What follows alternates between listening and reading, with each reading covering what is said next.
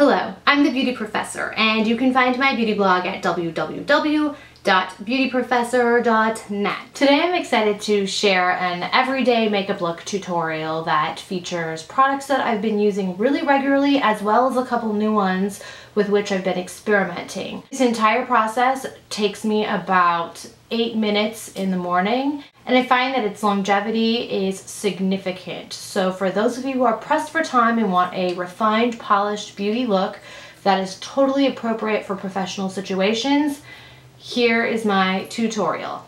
I start by prepping my face with 3 basic products. The first is the Nude Pro Genius Treatment Oil, which I have discussed in previous videos and blog posts. It's an excellent, fast absorbing beauty oil to increase, actually have moisture in the skin, and I've been using it as kind of as an all-over moisturizer rather than an additional step. So I put it on first and let it soak into my skin, and it does provide a little glow, but nothing excessively oily, and that's what I love about this. My skin has just felt really healthy as I've used this through the dry winter months. Then I go ahead and put a coat, ends up being a single pump of my non-negotiable Peau Vierge by Le Métier de Beauté. I wear this in shade number 2. I've talked about it countless times, and that is my primer, illuminator, additional moisture, as well as a slight tint. So that's why my skin looks like it might have a little bit on, because I've added this as well. And then for the eye and lip region, I have been loving using this Guerlain Orchidee Imperale. It's a new release by Guerlain, and it's a lip and eye cream. And I love the fact that it targets both the eye and the lip region. It's kind of like a multitasker in that regard. So I just go ahead and put the tiniest bit in my eye region and then rub it across my upper lip region here to fill out fine lines, to moisturize and hydrate, and it does give a little bit of luminosity. But the cream itself is unscented, it absorbs quickly, and has just become a great part of my regular routine. On to foundation. So as I've said in many videos, I am a foundation fiend. I love trying new foundations. I love finding especially high-end, niche, hard to get my hands on foundations. For some reason, they provide the greatest amount of allure for me. I think it's the thrill of the hunt, and also some of the greatest foundations I've experienced are not readily accessible just around the corner at a store. The foundation that I'll be working with today is a relatively new acquisition for me. It is the Besame Souffle foundation, and I wear it in the shade Honey. So Honey, I went out on a limb to try. It looks like this, and the name kind of implies something a little darker than what I would deem this to be. This is probably an NC 23 to 25 shade, but for me, when I hear honey in a foundation, I always imagine something on the darker side of medium. That being said, honey is a great match for my winter skin right now. It's at about its lightest tone. So what I do with this foundation, and it is extremely opaque. I mentioned this in my recent iMats haul video. This is just one tap of it on my ring finger, and you can see how much coverage this provides. It's just really, really opaque. It's creamy. Here it is on the wrist. Hopefully this is focusing for you. And I'm going to just take my beauty blender, and I'm going to go over the areas of my face where I feel like I need extra coverage after the Peau Vierge. So as I've been taking as good of care of my skin as I can this winter, I find I've been able to get away with a little less foundation than I would normally gravitate towards. And so I'm just going to apply it where I think the coverage is necessary. I'm using this little mirror because with this new camera setup, I can't quite see what I'm doing without it, and definitely this becomes integral to the process. All right, so got it on my beauty blender, and I'm just tapping it in to the center of my face. Kind of a stippling motion. My face was flushed because I was outside after I did my morning skincare prep. I was outdoors taking pictures of products, taking advantage of the extreme sun outside right now. It's like 79 degrees in the dead of winter in Southern California, right by the beach. so warm, and the sun is just perfect for photographs, but I found that even with my back to the sun, I was getting all hot. Okay, so I'm just covering up and blending. I find that there's very little need for any additional concealer after using this foundation because the coverage is so great. But hopefully the light is picking this up. You can see it's got a great skin finish. Even though it's creamy and polished and relatively high coverage, the finish is slightly dewy, natural. It's not powdery, it's not overtly matte. It's a true cream finish, and I'm bringing it all the way up to under my eyes here. Next comes the bronzer slash contour, and lately I've been working with a product that I received at Christmas as a gift. It's the Daniel Sandler Sculpt and Slim Effect Contour Face Powder, and I could kick myself for not having taken pristine pictures of this compact right when I received it. Instead, I just delved into usage because I was really excited about it, and so it's definitely reflective of where prior to using it a lot, there was actually a D and an S for the eponymous line, Daniel Sandler's line, and I've just actually run through that in the time that I've used this over the last month. This particular compact has a illuminating powder side and a kind of tan bronze contour side. And I find that the contour is just really easy to work with. Even though it's powdery, it's very silky and almost feels like a cream in the fact that it just melds into the skin. The illuminating strip is lovely as well, kind of a champagne. It's not so white that it's obvious, and it just blends into the skin nicely. So when I'm in a hurry in the morning, I have just been reaching for this very quickly. I'm using today a new brush for me. It's the Real Techniques Expert Face Brush, and it looks like this. And so what I do with this particular compact is I just take the face brush, buff a little bit off here, and then just tap it into my cheek zone, like where I would put a contour. I'm going to run a little bit across my chin jawline here, a little bit down my nose, a bit on the forehead, and that is contouring slash bronzing in a nutshell. I know this might seem appalling to some, but I'm actually going to use the same brush to apply the highlighting strip in this compact. So I just brushed off the excess, and I wasn't using a heavy hand to lift the contour, so it's not like there's a lot left on this brush.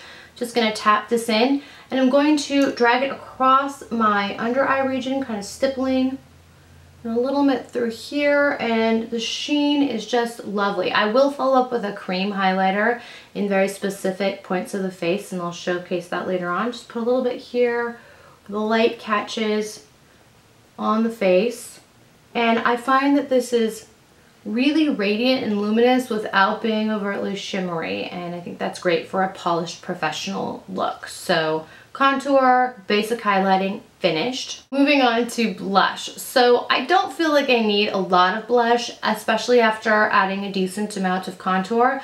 So lately I've been using this Watercolor Fluid Blusher by Daniel Sandler as well. And this is really the product that he, as a makeup artist who released a makeup line, is known for best. This watercolor blush is extremely fluid, and you can see it comes in this tiny kind of dropper dispenser. I'm going to go ahead and put some on the top of my hand here, and you can see how very liquefied this is. Cherub is the color I'm working with today, and it is a very kind of pale, dusty pink. It has a touch of shimmer, but once again, it's a very restrained shimmer, and I'm only going to be applying it to the apples of my cheeks. So I'm taking my flathead e.l.f. brush, and typically I use this for applying cream blushes, any kind of blush that's not a powder actually. I'm going to tap it into the liquid watercolor blush, smile, and apply it to the apples of my cheeks for a rosy flush. And you can see it does add a little bit of luminosity to the cheeks because of its texture.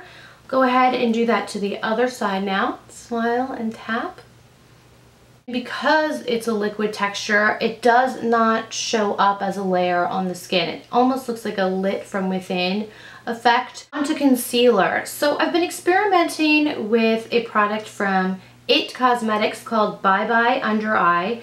And this is just a travel version of it. I wear the neutral medium shade, which is great, as I said, for NC 23 to 25 skin. Neutral medium sounds like it should be maybe closer to an NC 30, but it's not, or an N30, but it's not. It's actually better for lighter skin. I'll do a quick swatch on my hand here so you can see what I'm talking about. All right, there's a dot of it, and then of course I'll spread it out. This is extremely pigmented, and I'm by far not the first blogger to talk about this product. Here it is on the wrist, just the tiniest bit. You can see there's a lot left here. The tiniest bit provides an expansive amount of coverage. I've been using it in my lower eye region, and I find that it gives great coverage that doesn't migrate or pool as the day goes on. So I'm actually going to apply with my finger in this case. Warm it up because it is so pigmented. You just want to let the heat from your fingertip meld it into the skin. So I'm going to take this, and of course I already have some foundation underneath, so I'm not going to use a lot. Just going to tap it in to my under eye region here, avoiding pulling as much as possible because of course the skin is very sensitive. I don't want to cause it undue stress. Here we go. It's bright and light enough to kind of add a brightness to the under eye region and also get rid of any under eye darkness that you might be experiencing. It's the $1 Billion brow powder in taupe. Looks like this, and it's just a perfect match for my very neutral, ashy, dark brown brows. I'm using the $1 Billion Brow double-ended brow brush. It has a great firm kind of angled brush on one edge that allows me to apply brow powder with precision. On the other, a spoolie to clean things up and brush my brows in the right direction. My whole brow process, because my brows are basically all natural, I just clean up a little bit under here. The whole brow process takes me about 10 seconds, as you'll see. So I have some on the brush. Just going to fill in here, brushing it into the root, being mindful to follow the shape of my brows. I like a relatively bold brow, but one that still looks very natural. So this is really the only brow product I use to achieve that look. Clean it up.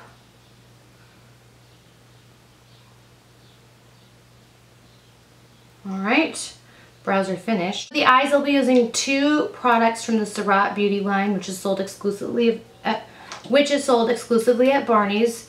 One is the Surratt Autographique eyeliner, and I mentioned it, I believe, in my best products of 2013 video. This is a very inky black, the best liquid liner maybe I've ever worked with. It just creates such a stunning line. It glides on effortlessly, it's very precise, and the tip is long enough to actually tight line the lash line as well, which I like doing. Do this with my little mirror as a companion. I'm closing my eye, I'm not priming it, and I'm just going to apply. So I went ahead and applied the other line with a mirror so that it would be quick, but you can see that just with a little bit of work, this eyeliner is so effective. I'm going to go ahead and apply some into my lash line, kind of like a tight line to add a little more pop.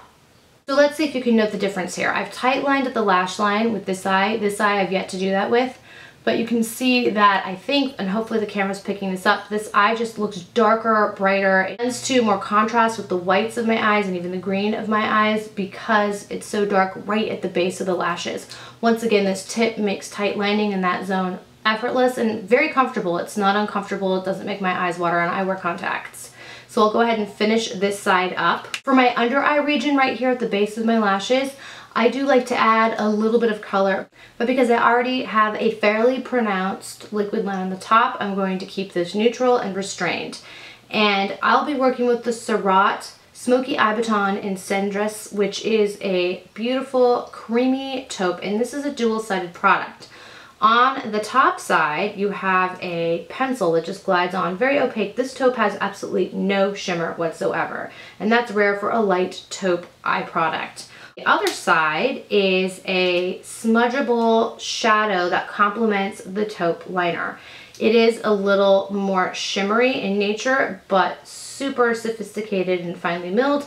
And so that's what it looks like next to the line. And then if I were to put this over the line, it just sets the line in place, and that's what I'll be doing for my under eye region right now. Go ahead and just very carefully buff this in. You can see that you don't have to press very hard for the color, but the color's not going to be like boom in your face because it's light to begin with. And now I'm going to smoke it out or smudge it out with this side. Oh, I love that effect. You can see here it is with the shadow over it, and this is still with just the line. It just makes everything look so much more precise and intentional. Mascara that I've been loving, I've talked about it many times over, is the Chantecaille Supreme Cils. I'm going to just apply at the base of my lashes today. Wiggle it in. And be mindful of not touching the rest of the orbital region, which can happen for me if I'm in a hurry. Because it's so long wearing, I'm really mindful of removing any errant or stray mascara marks right away with my finger rather than waiting until the end, because it will set there. It's almost like an inky paint, but it also adds great volume and length. So here's the difference, and hopefully it's as pronounced in the camera as it is for me in the mirror. Length, volume, great jet black pigment, nothing. Lashes are finished. Fluttery, dark, voluminous, much longer than before the mascara, so that was a quick process for me with the Chantecaille. Now I'm going to add just a couple of finishing touches. One is some additional highlighter. That is the Jouer Cream Eyeshadow in Chiffon. I have it linked Jouer style next to the Honeysuckle tint, which I keep in my purse at all times for when I need a quick pick-me-up on my cheeks. So I'm just going to tap it along my upper cheekbone region to add a little more light. I love a glowy, dewy finish, at least in areas where I would like the glow. I don't put it everywhere, but across here, it's just a great finisher for the face. Down the bridge of the nose, I might put a little bit in the corners of my eyes. It just allows the whole face to look polished and glowing. A little bit on the Cupid's bow. All right, and that is finished. And then of course the piece de resistance, lips. And in this case, I'm working with two shades from a line that's relatively new to me, Armour Beauty. They are known for their extensive collection of lip glosses in a variety of finishes, creams, shimmers. These are both cream versions, and they are so very pigmented. This is a single pass of Edie, which is described as just a nude beige. The pigmentation in this gloss is insane. And I have a few other shades. I'll be doing a whole blog post on this soon. But I love this nude beige color because it's pale, but not so pale that it washes you out. I can wear it alone just for a full nude glossy finish. This is Hello. And Hello is a kind of pink, bright pink shade that is fully opaque. So I'm going to go ahead and apply the Hello first on my lips, and you'll see what I mean. So my lips are fairly pigmented just naturally, and so I need, if I'm going to put a gloss on and get a pigmented effect, it has to be really opaque. This is perhaps the first gloss I have ever used that's marketed as a gloss that gives that kind of coverage in a single pass. Observe, please. One pass. Whoa, I mean, granted I have to refine this, but you can see how much of my natural lip color this is covering. I haven't even re-dipped the doe foot. This is a really nourishing formula. It smells just vaguely of maybe like sweet lemons, sugar a little bit. It's just a delightful scent, nothing overpowering. And it is tacky, but not in a bad way. I prefer a little bit of stickiness to most of my glosses because it allows me to feel like they're staying put. I'm going to put a little bit of Edie in the center of my lip to add some dimension and fullness. So I'll just take this right here. You can see it's just adding kind of an opaque nude quality to the lips. I love this combo. It's like I spent a lot of time on my lips, except that I didn't. And well, of course I carry these in my purse. I find that touch-ups are really not necessary for hours on end. It just stays on the lips. I honestly am so impressed with the longevity of this gloss, the texture, the formula, and of course, as I've already mentioned, the pigmentation. If Final step in this process might be a setting or a finishing powder. I recently reviewed the Surratt Diaphane Loose Powder Compact and I've been using it frequently, so I'll go ahead and just apply a bit of that. It is a loose powder, as the name would imply, and I'm just going to put it with the puff over areas that might look shiny over time. So that would be like the center of my face, my nose, up through my T-zone here, the sides. And this is such a finely milled powder that you don't see it on the skin. It's just very radiant. It's still mattifying. I absolutely love it. And like I said, the video that I've done on this definitely goes into greater depth. It's refining of my pores. It actually blurs pores and imperfections. And I find that it sets my makeup for the day. I keep it in my purse because I can, but I find that I'm not reaching for it very often because it's that effective in the initial application. That is the conclusion of my tutorial for a polished 10-minute or so everyday look that is professional and refined, that's still pretty and a little bit unusual, especially because of the products being used. I love to venture out into independent and niche beauty lines. I find it so fascinating and so exciting to discover new products that work that might not be in the mainstream. So certainly this video is the culmination of a lot of those discoveries today. I truly hope you enjoyed this tutorial. I would love to hear what types of videos you would like to see from me in the future. I welcome your questions and your comments. As always, please do not hesitate to visit me at my beauty blog, Beauty Professor, which can be found at www.beautyprofessor.net. Take care.